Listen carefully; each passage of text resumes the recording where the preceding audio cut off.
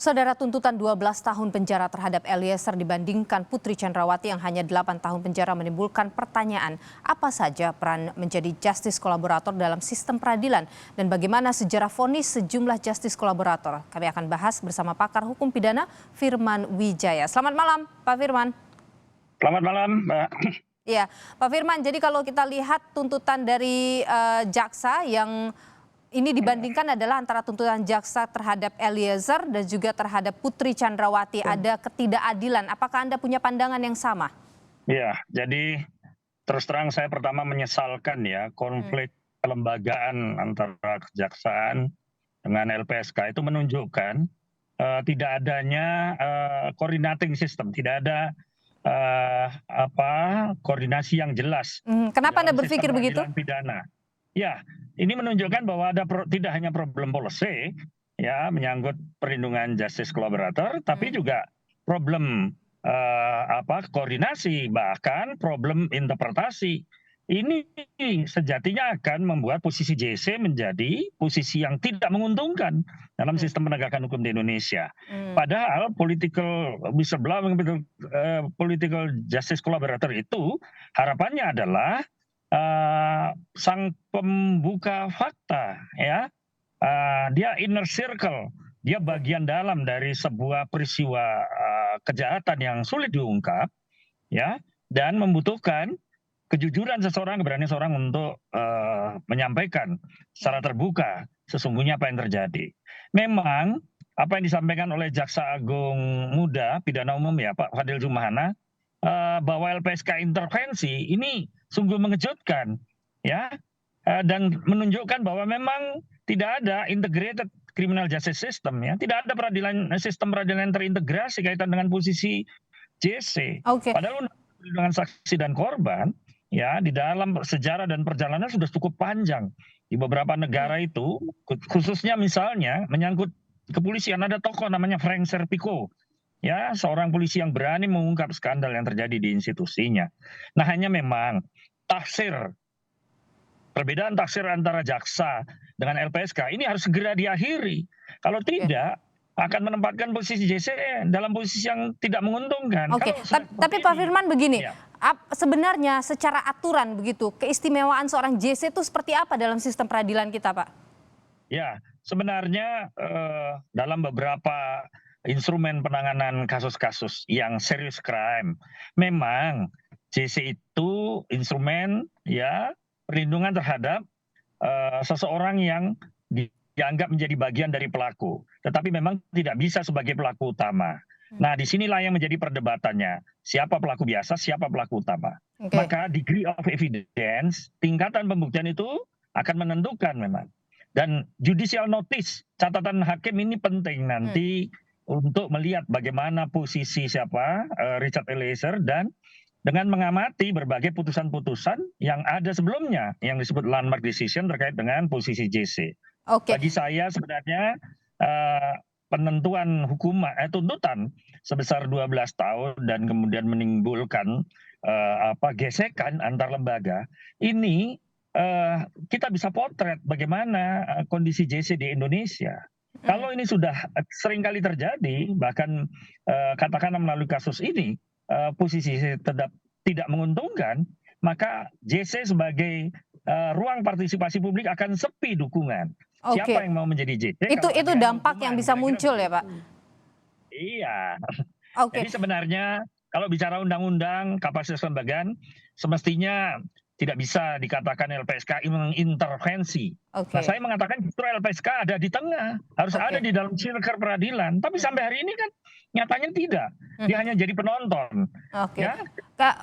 Kalau kita lihat Pak Firman dalam catatan kami, ada sejumlah JC yang kemudian pada vonisnya ia kemudian lebih ringan ya dari tuntutan jaksa. Apakah Anda melihat bahwa mungkin tren itu juga akan terjadi pada Richard Eliezer? Nah, begini, sebenarnya yang disampaikan oleh Pak Jampidum itu kalau kita runut dalam berbagai referensi menyangkut JC di Indonesia, yang fenomenal adalah kasus Agus Condro ya, bagaimana beliau dan saya pernah meriset bahkan pernah mengadvokasi bagaimana posisi JC itu begitu sentralnya sebagai pembuka tabir ya. Kalau tidak, skandal apa yang disebut dengan serious crime, kejahatan serius itu tidak mungkin terungkap. Tetapi memang berbagai konvensi, aturan-aturan yang ada di Indonesia termasuk surat edaran Mahkamah Agung itu mengambil posisi JC itu tidak boleh sebagai pelaku utama. Nah, problematikanya ini muncul ketika dalam model kasus seperti sekarang ini. Apakah Richard Eliezer itu dianggap sebagai pelaku utama atau bukan? Oke. Nah, ketika Pelaku utama itu bagaimana? Kalau kita lihat di tuntutan oleh jaksa, perannya itu disebut sebagai eksekutor yang menyebabkan hilangnya nyawa korban Yosua begitu. Ya. Ini eksekutor. Bagaimana kita mendeskripsikan soal pelaku utama itu, Pak Firman? Iya, pengertian eksekutor itu saya juga belum paham persis maksudnya bagaimana. Tetapi kalau mencermati pasal yang dituduhkan 340 dengan 338 ya, antara mod dan doslah yang dimulai dengan perencanaan, maka yang sering disebutkan sebagai meeting of mind ya toh mens rea-nya ada ketika seseorang itu bersekongkol, memiliki kesamaan niat ya untuk menghabisi nyawa orang lain, dalam hari ini Joshua. Kalau itu memang berdasarkan degree of evidence, bukti yang meyakinkan, saya melihatnya jaksa sepertinya lebih getol kepada soal pembuktian perbuatan, alat dan akibat. Jadi melihat kepada posisi misalnya berapa kali tembakan itu dilakukan, ya. Nah, ketika penggunaan alat itu, sarana kejahatan ini di dalam beberapa kasus itu bisa saja racun, bisa saja pisau, dan dalam hal ini adalah senjata atau pistol ya yang digunakan, maka memang akan memunculkan pertanyaan, peluru siapa yang akan menentukan causing of death itu ya, penyebab kematian. Nah, di sinilah yang kelihatannya Pak Fadil Jumhana ya, kejaksaan lebih menekankan pada aspek itu. Ya memang ini menjadi soal ketika menempatkan posisi JC ya sebagai pelaku yang melihat pada kualitas perbuatannya. Kelihatannya ke sana, bukan pada bagaimana goodwill atau niat baik seseorang ketika dia menjadi bagian dari pelaku dan punya kesadaran, punya awareness, menyesali perbuatannya dan mengungkap ya kejahatan yang terjadi. Itu yang namanya PCP ya, participating of witness ya, bagaimana orang mau berpartisipasi atau berkolaborasi dengan penegak hukum. Nah, inilah yang disebut dengan justice collaborator. Yang dihargai mestinya kolaborasinya. Tetapi di sini yang dilihat adalah kualitas perbuatannya. Nah, di sinilah yang menjadi judicial notice bagi saya yang penting nanti dalam putusan pengadilan itu nanti. Tadi Anda menyinggung soal ini antar lembaga, bagaimana komunikasi dan sebagainya ke depannya. Tentu ini akan menjadi, sebenarnya kasus ini adalah kasus yang banyak menyita perhatian publik, tentu juga menjadi pembelajaran penting ke depannya. Apa yang kemudian harus diperbaiki antar lembaga ini, Pak Firman, kalau menurut Anda? Ya tadi saya sempat mendengar di Kompas bahwa ada penjelasan dari Pak Prof. Mahfud MD ya, Pak Menko Polhukam. Tapi bagi saya Pak Menko Polhukam mestinya juga mencermati ya, gesekan kelembagaan ini tidak boleh terjadi antara kejaksaan dan LPSK, apalagi dengan menggunakan terminologi intervensi. Bagaimana mungkin antar lembaga penegak hukum mengintervensi satu sama lain? Kalimat intervensi ini bisa menjadi bias. Ya, padahal sejatinya harus ada kolaborasi antar penegak hukum, mestinya ya, apalagi dalam konteks perlindungan saksi dan perlindungan terhadap justice kolaborator. Oke, Pak Firman, jadi nampaknya ya Mbak, yang saya prediksi katanya perlindungannya hanya pada fisik, bukan perlindungan pada hukumnya. Jadi seolah-olah menempatkan Pak Saudara Richard Eliezer ini sebagai justice collaborator yang dilindungi secara fisik saja, tapi secara hukumnya tidak terjadi itu. Itu yang disebut dengan mitigating of punishment. Kemungkinan hanya derajat pemidanaannya, derajat penghukumannya saja nanti. Padahal ya kalau hukuman apakah dianggap sebagai penghargaan? Ini yang saya tanyakan sama Mbak kepada masyarakat, pada publik. Kalau hukuman dianggap sebagai penghargaan, sebagai reward, siapa yang mau menjadi JC?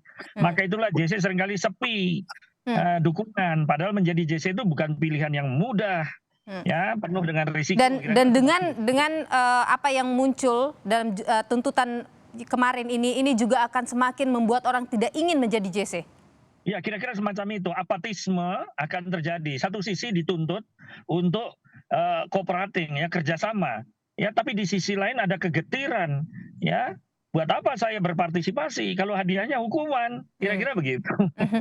Apa yang kemudian bisa dilakukan ke depannya ini, Pak Firman, untuk kembali memberikan soal rasa keadilan tadi? Ya, pastinya ketika JC ini adalah bentuk partisipasi masyarakat di dalam pengungkapan kasus kejahatan, mestinya ya negara, pemerintah harus menempatkan political JC itu secara lebih jelas Oke, dalam peraturan perundang-undangan. Saya rasa instrumennya sebenarnya sudah cukup peraturan perundang-undangannya. Hanya oke. tingkat koordinasinya. Ini yang muncul justru malah konflik antar lembaga dengan memberikan justifikasi ini intervensi dan sebagainya. Ini Oke, situasi memperparah saja terhadap proses penegakan hukum, apalagi potret buruk ini bagi saya terhadap JC di Indonesia. baik Ya, kalau Pak. tidak demikian kita tidak berharap ya nasib JC itu sama dengan JC-JC yang sebelumnya ya, Baik, lalu dalam posisi yang tidak menguntungkan. baik, Begitu, Mbak. pakar hukum pidana Firman Wijaya. Terima kasih sudah berbagi informasi di Sapa Sama-sama, Indonesia terima Malam. kasih. Sehat selalu Pak Firman.